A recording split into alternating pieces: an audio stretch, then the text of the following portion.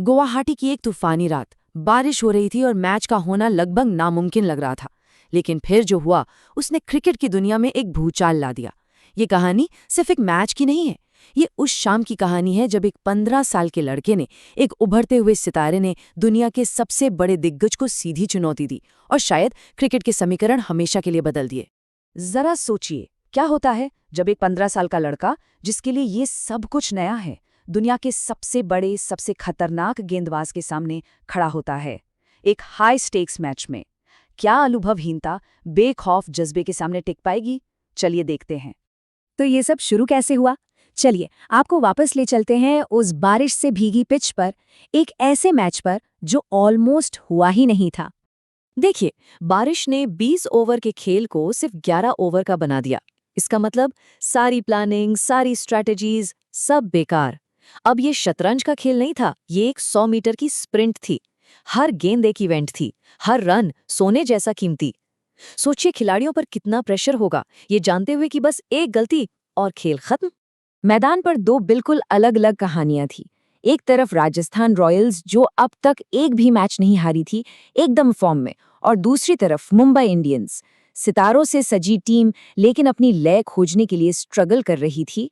और इन सबके बीच में एक 15 साल का लड़का अपना पहला बड़ा मैच खेल रहा था, और उसका सामना होने वाला था दुनिया के बेस्ट बॉलर जसप्रीत बुमराह से। स्टेज पूरी तरह सेट था।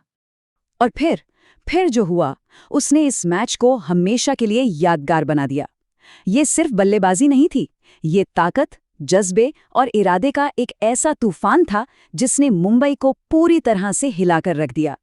और इस हमले की शुरुआत की यशस्वी जायसवाल ने। अरे बाप रे, 32 गेंदों पर 77 रन। उन्होंने पहले ही ओवर में 22 रन ठोक कर ये साफ कर दिया था कि आज वो किसी और ही मूड में हैं। ये सिर्फ एक अच्छी शुरुआत नहीं थी, ये एक ऐलान था। अच्छा, इससे पहले कि हम आगे बढ़ें, स्ट्राइक रेट को जल्दी से समझ लेते हैं। आसान भाषा में ये बताता है कि कोई बल्लेबाज कितनी तेजी से रन बना रहा है। 200 का स्ट्राइक रेट मतलब हर गेंद पर 2 रन। और जो आंकड़े आप अब देखने वाले हैं वो आपके होश उड़ा देंगे। और फिर आया वो पल जिसका सबको इंतजार था। 15 साल के वैभव सूर्यवंशी के सामने जसप्रीत बुमराह, दुनिया का बेस्ट बॉलर। और वैभव ने क्या किया? पहली ही गेंद बाउंड्री के पार एक जोरदार छक्का।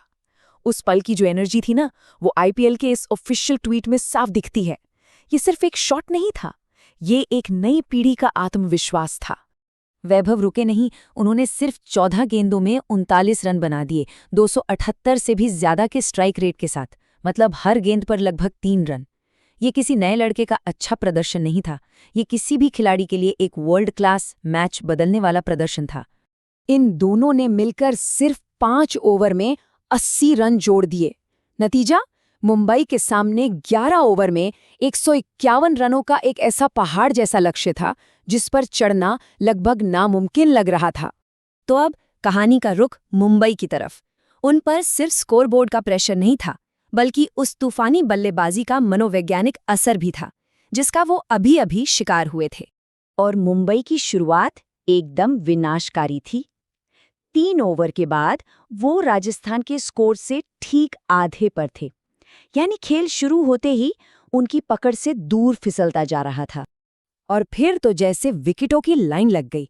मुंबई की वो महान बल्लेबाजी लाइनअप ताश के पत्तों की तरह बिखर गई। बड़े बड़े नाम एक के बाद एक आए और गए, और लक्ष्य हर गेंद के साथ और भी मुश्किल होता चला गया।